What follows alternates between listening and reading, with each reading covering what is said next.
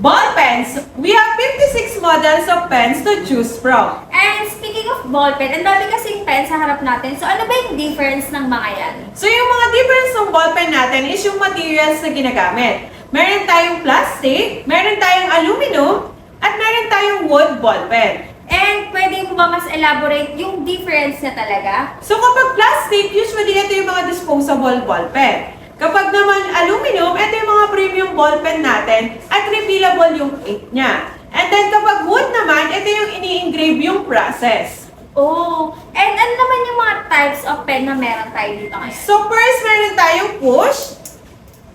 Second, meron tayong cup. And third, meron tayo ng twist ball pen. And dyan sa mga pinakita mong types of pen, ano yung pinaka-favorite mo dyan? So yung pinaka-favorite ko personally is itong twist ball pen. Kasi hindi ko na kailangan isipin kung saan ko ilalagay yung takip or hindi ko na siya mami-misplace. Oh, I see. And napansin ko, parang naka-group siya. May mga classification din ba yan? Yes, may classification yung mga ball pens natin. Unahin natin itong economy ball pen. So kung mapapansin mo, color white siya and clear ball pen. Kasi para mas kita or visible yung mga logos, yung mga design na ilalagay natin. And dyan sa economy pen, ano yung highly recommended mo? So for me, itong 3-in-1 ball pen, since tatlo na yung ink na available sa kanya, malaki pa yung printing area na pwedeng paglagyan ng design.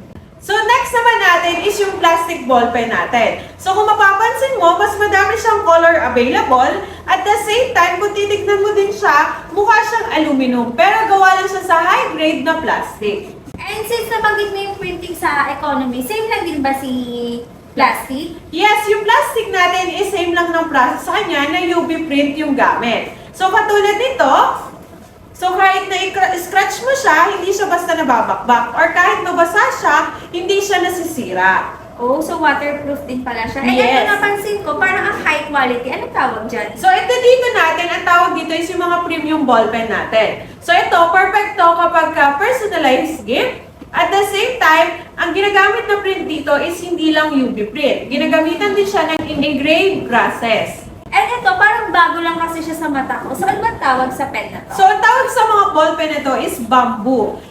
Usually, ang ginagamit dito is engrave process. At the same time, itong mga premium ball pen natin na to, pwede tayo mag-add ng case para mas mukha siyang classic at syempre mas maganda siyang ipangregalo.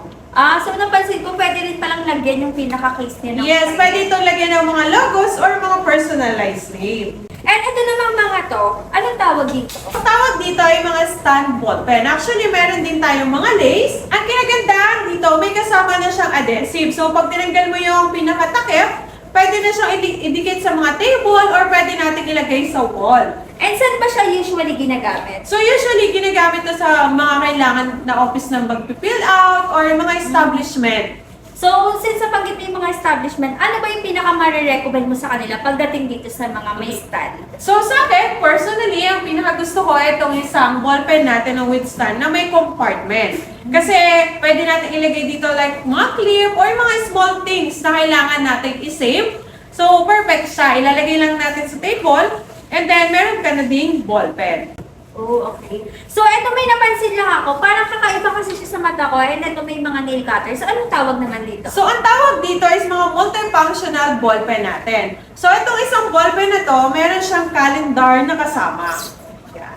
So, meron siyang 2025 at meron siyang 2024 ball pen. So, ayan, pwede rin ba siyang malagyan ng print? Yes, pwede siyang lagyan ng print. And then, itong isa naman natin is yung phone stand ball pen. So, twist din siya. And then, kinagandahan dito, may stylus siya. So, pwede natin gamitin sa mga cellphone or mga tablet.